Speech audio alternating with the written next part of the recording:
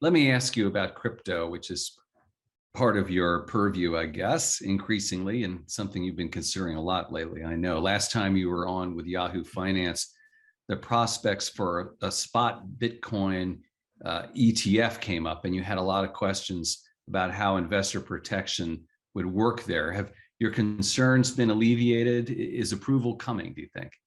Look, we at the SEC are technology neutral, but we're anything but public policy neutral. And so this investment class, a little less than $2 trillion of assets of valuation in cryptocurrencies, if you wish, or crypto tokens, Bitcoin and all the other tokens, is a highly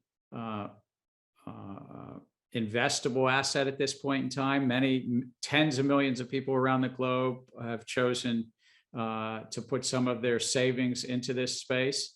And so it's every bit as important to have investor protection for crypto exchanges, for the lending platforms where people are transacting, buying and selling crypto tokens, and have appropriate disclosure about the tokens themselves and protect the public from fraud and manipulation.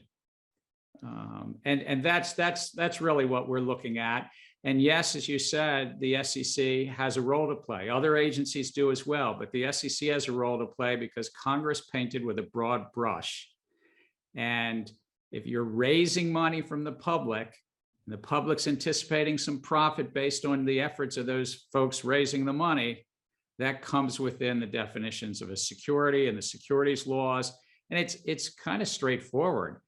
Congress saw that that was an opportunity to mislead the public, to sell a sham transaction, that the public could make a decision, the basic bargain. The public gets to decide on their investments as long as those promoters raising money are giving full and fair disclosure.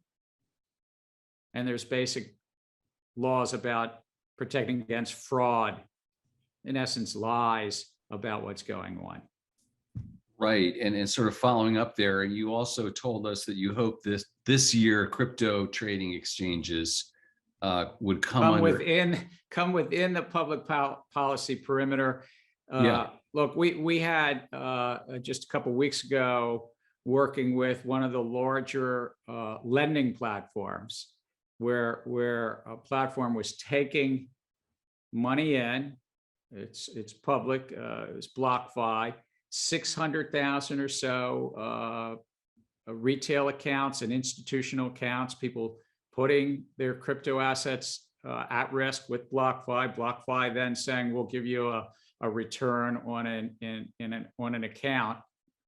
We're trying to bring those parties in. In that case, that was they were not following the securities laws, investment company laws, and the Securities Act laws.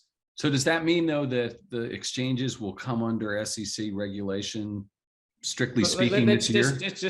Just do a little bit of probabilities here. I'm sort of a math guy. I was when I was a kid. My identical twin brother and I, that's kind of who we were and everything. But these platforms often have not just dozens, but hundreds or thousands of tokens on their platforms. And these tokens, back to the securities laws, many of them, without prejudging any one of them, many of them may well be securities. Probabilities are that these platforms, there's 10 or 15 large platforms, these crypto trading platforms, have 75 to 5,000 tokens on them. Probabilities are they have securities on them. Our laws are straightforward. You're supposed to register as an exchange where people are buying and selling those securities. And yes, many tokens, many crypto tokens have been found in the past to be securities. And I'm not trying to prejudge any one token, but probability weighted, there are many of these tokens on these platforms.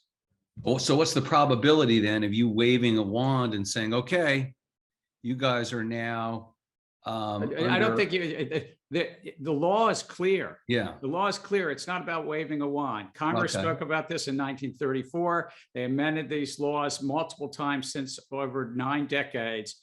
And a platform that has securities on it is an exchange. It's a question whether they're registered or they're operating outside of the law. And I'll leave it at that.